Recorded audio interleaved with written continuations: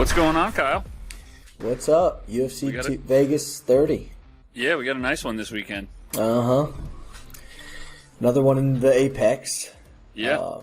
No fans again. See, that's so stupid. I know. They need to start getting rid of that. Yeah. It is cool, though, that they have a spot that they do consistently, but right. We need fans. We need fans. That way that way they can't hear these announcers so much. Yeah. Yeah. Exactly.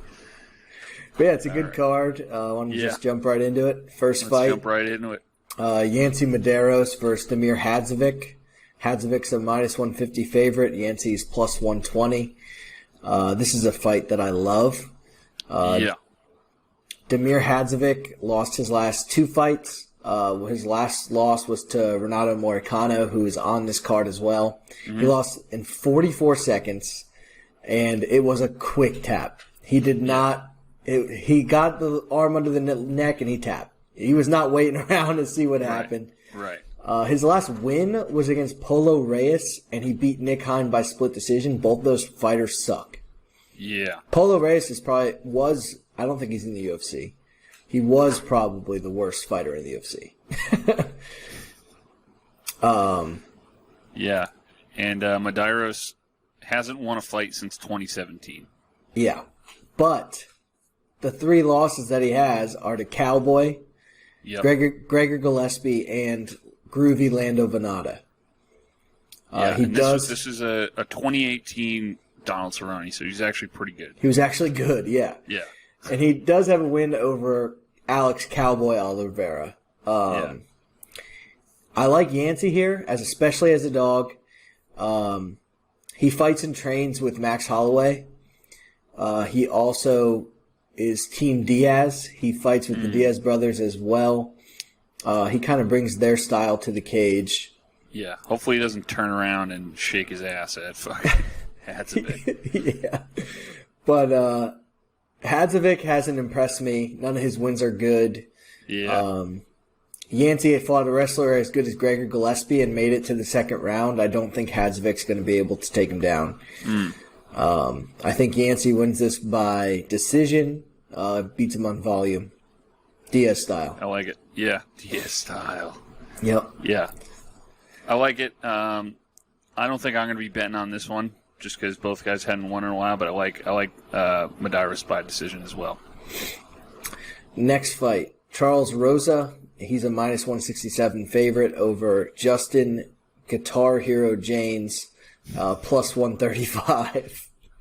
I'm not high on either one of these guys. Charles Rosa alternates wins and losses. He's been doing that since 2016. He doesn't lose any in a row. He did lose his last fight to Derek Minor, and he got dominated. He also lost to Bryce Mitchell, not a bad loss, and he lost to Shane Burgos, not a bad loss. Yeah, Shane Burgos is good. Yep. His wins are not great. He beat Kevin Aguilar, who sucks. Yeah. Manny Bermudez, who ended up... He started out looking like he was good and ended up not being great. And Kyle Boshniak, who is not good. Yeah. But Justin Janes is getting KO'd by a lot of guys in a row. Oh, yeah, he's lost 3 in a row. By KO. So, yeah. Very suspect chin. He also has a lot of power, though. And I don't think I could trust Rosa to get Justin Janes out of there with the striking. That's interesting. I'm not betting on this one. Yeah. Who do you like? If gun to my head, I would take Rosa, and I wouldn't be super happy about it. Yeah. But I think this is another stay away for me. I do think Rosa gets a win, simply just the fact that Janes has. It's looking like one of the worst chins out there, and this guy doesn't lose 2 fights in a row. Justin Janes, in his defense, the knockout losses were 2 killers. Devontae Smith, Gabriel Benitez, and Gavin Tucker all hit hard. Yeah. Justin James, the only thing I will say is if you're going to play this fight on DraftKings, I wouldn't trust Charles Rosa because if he does win, it will be by decision. Probably not much going on. If Justin James wins, it'll probably be by first-round knockout. Right. So he is someone to target in a possible DraftKings tournament. Next fight is Julia Avila versus Julija Starienko. Avila is minus 335. Starienko is plus 250.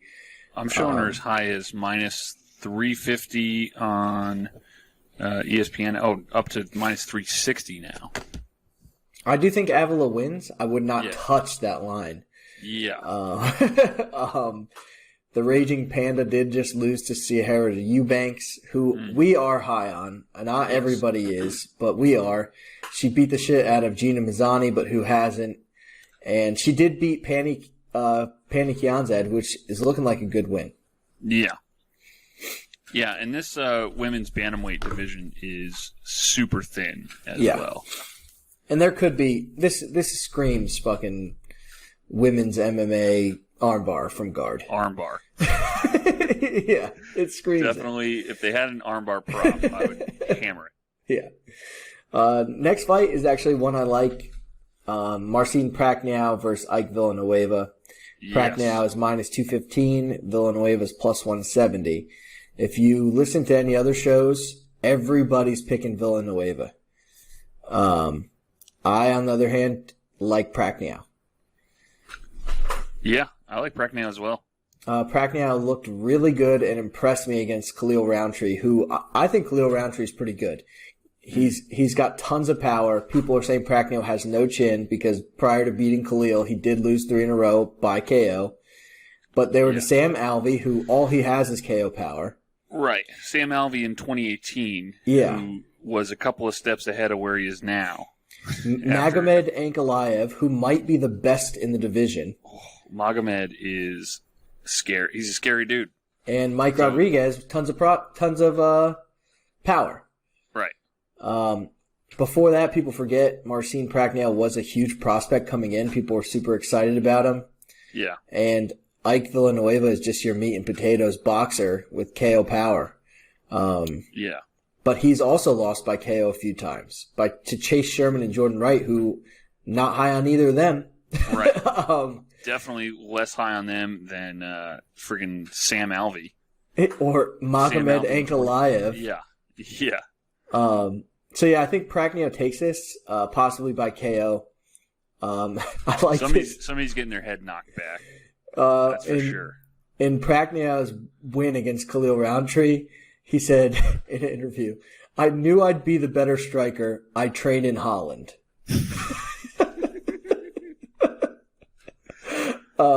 So he trains in Holland, so I'm taking him. Yeah. The Dutch are good fucking kickboxers. They are. Tell you. So I think minus 215, I'm not scared of that chalk. I'll take that. Yeah. Yeah. I'm with you on that. Warley Alves versus Jeremiah Wells. This is a last-minute fight. Jeremiah Wells took it on very short notice. Warley Alves is also his UFC debut. Warley Alves is the minus 240 favorite. A little surprising because I thought it'd be way bigger. And Wells is plus 187. Alves killed us in his last fight. Yes, he did. We were huge on Muniz Lazez. And Alves KO'd him real quick. Real fast. 2 minutes into round 1. Only thing that scares me is he has lost to Randy Brown and James Krause, who are middle of the pack. They're middle of the pack. Yeah, and lost to Krause by TKO. But I don't see how you could possibly take Wells here. It's his UFC debut. He hasn't fought since 2019. All against bad competition, and he's 34 years old. Right. I think with you on that one. I think there's actually value at minus 240 on Warley Alves. I thought it'd be a way bigger line. Yeah. Definitely, let me pull up his DraftKings. Let's see what we're working with here. Well, on DraftKings, you're probably going to get the old price before the change. But he's still probably expensive. Yeah. I would expect him to be in the 9K range. Yeah. He is 92. Yeah. So, but I mean, it's worth it if he friggin' KOs him. Yeah. You get the points. Next fight is one I'm very excited about, doing my fighter profile this week on Shavkat Rakhmonov. He's minus 275 favorite over Michel Prazeres. Got another Kazakh this week. Want to hear a crazy stat? Shavkat has a 1 foot reach advantage over Michel Prazeres. Yeah, well, Michel Prazeres is, I'm looking at him right now. He's 5'6", 170. Looks like he goes to see Vitor Belfort's fucking doctor, supplement doctor. Yeah, it does. His fucking pecs are looking juicy. Yeah.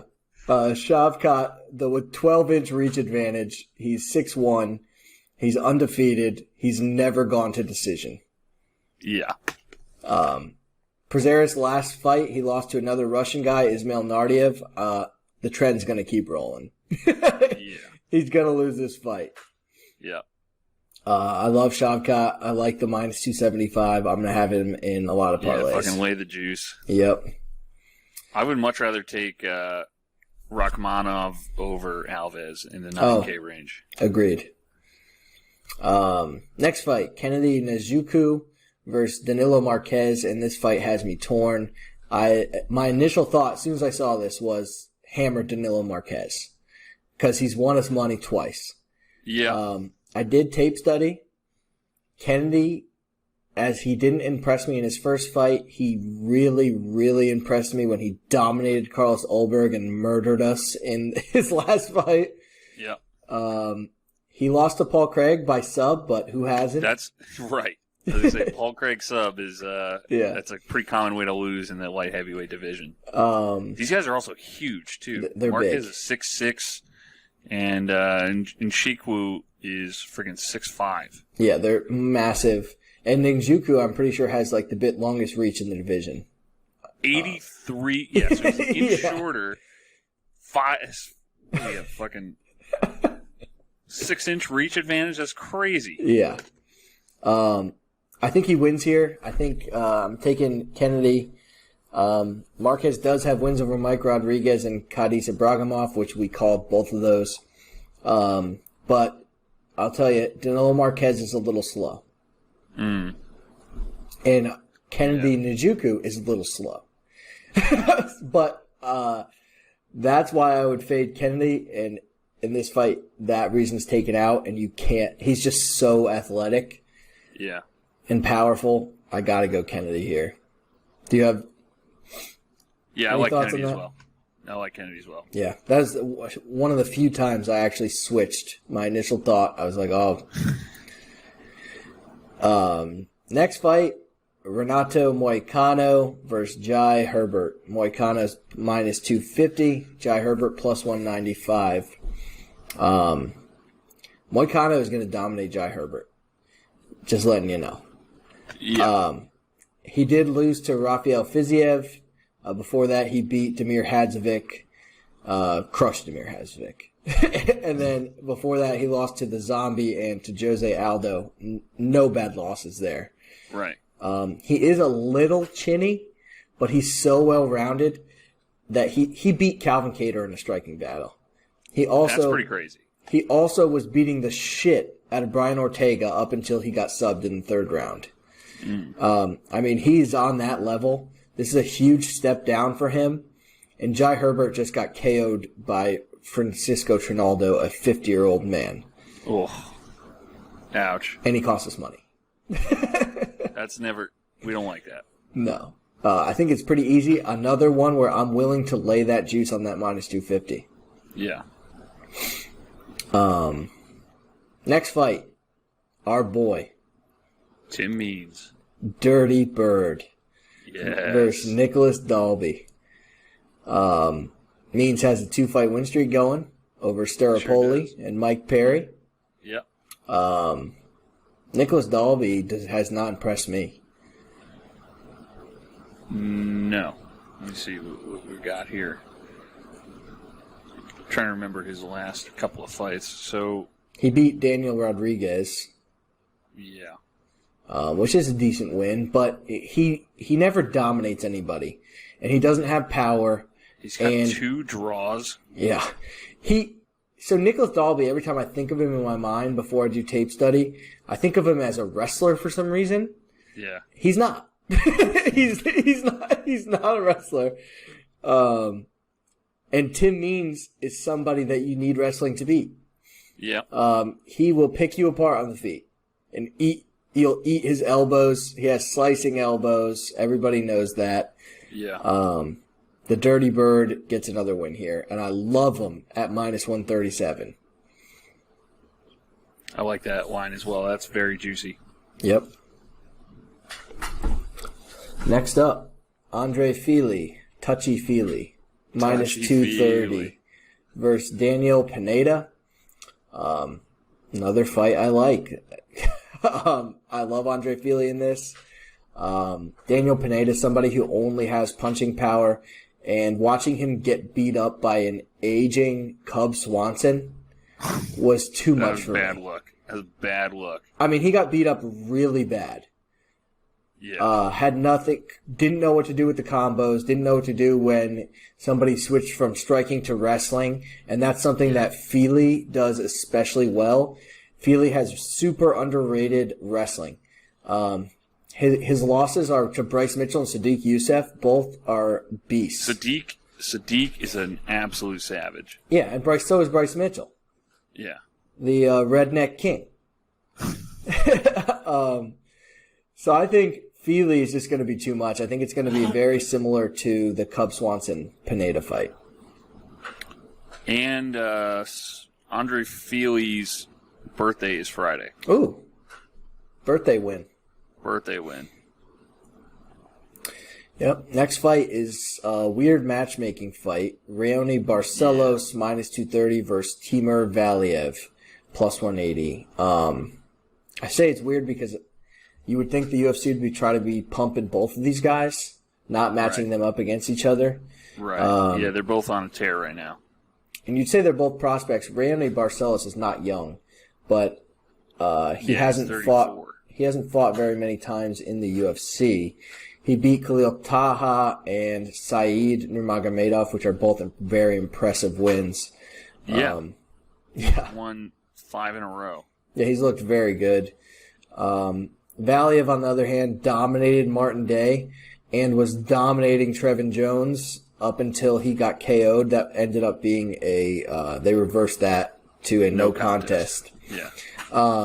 But if you remember the Trevin Jones fight, he hit him with a body shot. It dropped Trevin Jones in the first round, and then he actually gassed himself out. Yeah. Is how he lost that fight. Because Trevin Jones was too tough to be put away. Right. But this fight has me thinking that I like the dog, but it's so tough. I am going to go with Valiev in this fight. Any thoughts on this one, Scotty?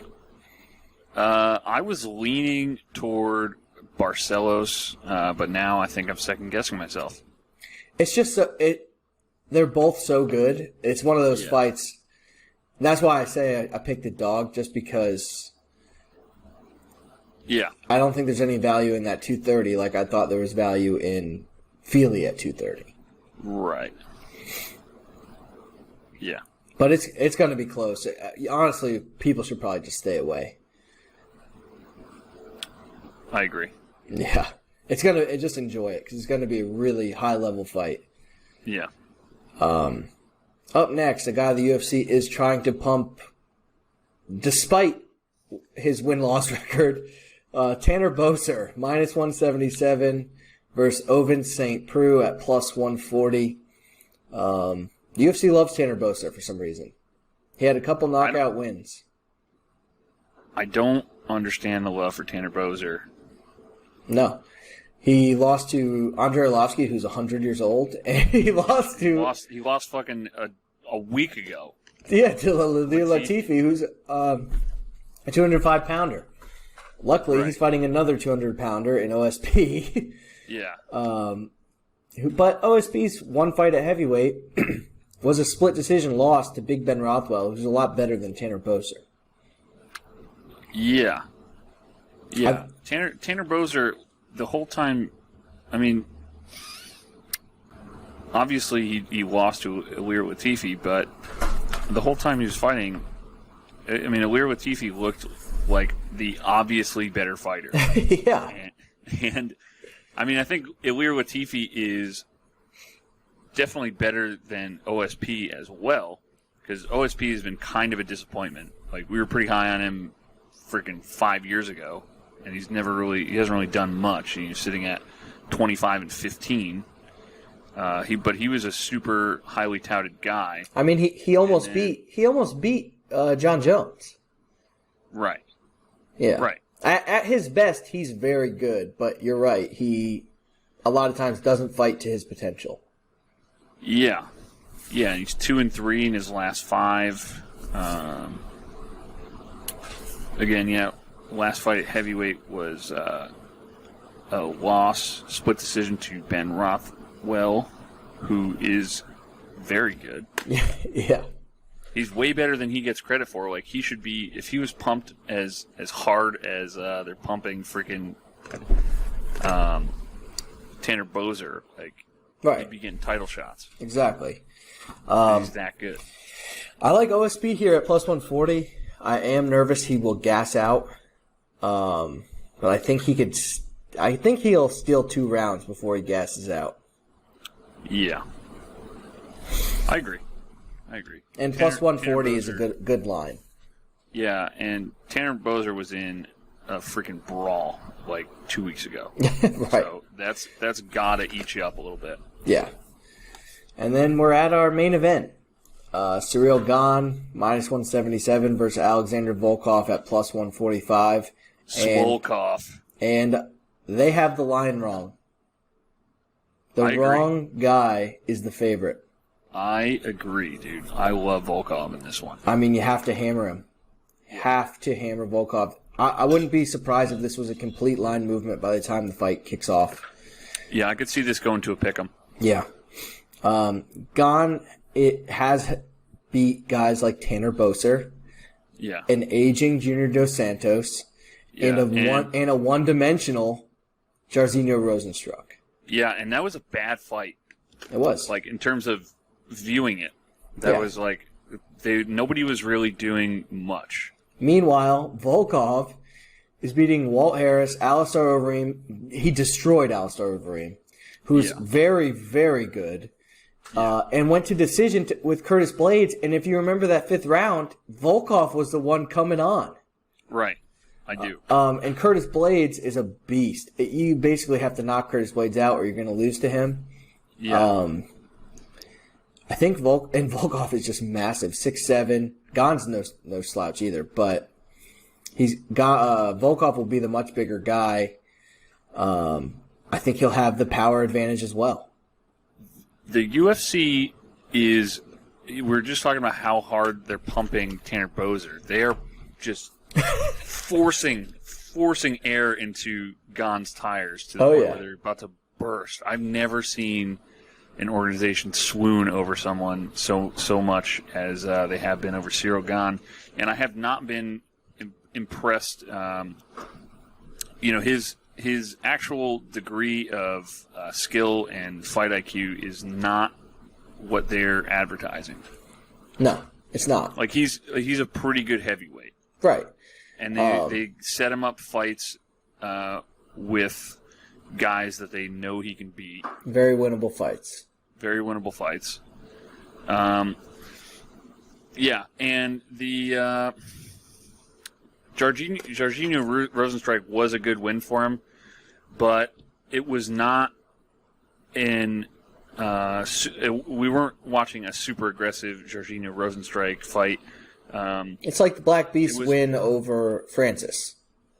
Right. That's exactly what I was thinking the whole time. It was like nobody's doing anything, and Ciryl Gane did enough to win. And I think that fight was the week after the Derek Lewis just bludgeoning of Curtis Blades. Yeah. And I remember thinking that it was just the biggest letdown after that marvelous finish that Derek Lewis had I tell you what, the UFC doesn't want Volkov to win because Volkov might beat Francis. Yes. It's a bad matchup. It's a bad matchup. He is probably the scariest guy if I were Francis to go against. Because he's bigger than you, and he's got at least as much power. I mean, after his move up from lightweight, he was a little small, but now he's like a legit thick. They call him Swolkov now. Yeah, right. I mean, he's big, and he KO'd Alistair Overeem. Yeah. Which is very hard to do. Yeah, I mean, he's a good striker. He's Dutch. Trains in Holland. Yeah. Were you able to make a DraftKings lineup yet? Yes. All right. You go first with that.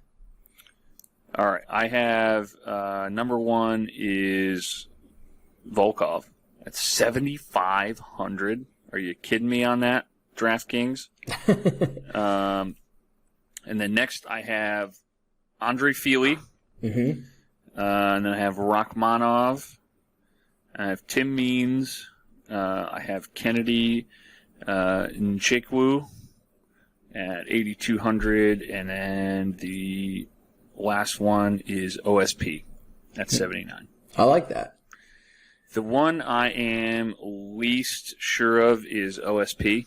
Yeah. But I still, if he wins, he'll probably knock out fucking Tanner Boser. So I made a pure tournament team. I left $1,400 on the table, and I went with Renato Moicano at 9,400. I then drop all the way down to Tim Means. I then go Kennedy Njoku, Yancy Medeiros, Timur Valiev, and Alexander Volkov. I like that. Yeah, pretty solid team for leaving $1,400 on the table. Yeah, I was thinking about Medeiros as well. Yeah, I think he'll throw a lot of volume in that fight. Yeah, I think he, like we said, I think he probably gets a decision. Yeah. So maybe not quite as many points. There's a lot of thick people on this card, like big people. Yeah. Like it's not. So I think we're going to see a lot of knockouts. I think you're right. Not a lot of like just patty cake with the pitter patter. Pitter patter. Pitter patter. Let's get at her. Yeah, but yeah, there's a lot of good bets here. We'll post them all as always. Yes. I did make a couple bets already, just on those. There's one a three-teamer I did with all favorites, which is not our thing typically. Yeah. But it was too good not to. I did Moicano with Shavkat and Worley all together. And that comes out, a $15 bet wins you $15 bet wins you $25. So it's plus money. Yeah, that should be pretty easy money. Plus 172. Yeah, for a 3-fight, pretty easy parlay. Yeah, all those guys should win. Yeah, I think so. For sure. All right. All right, want to leave it at that? Yeah. All right, man. I'll talk to you. See ya. Take care, bud.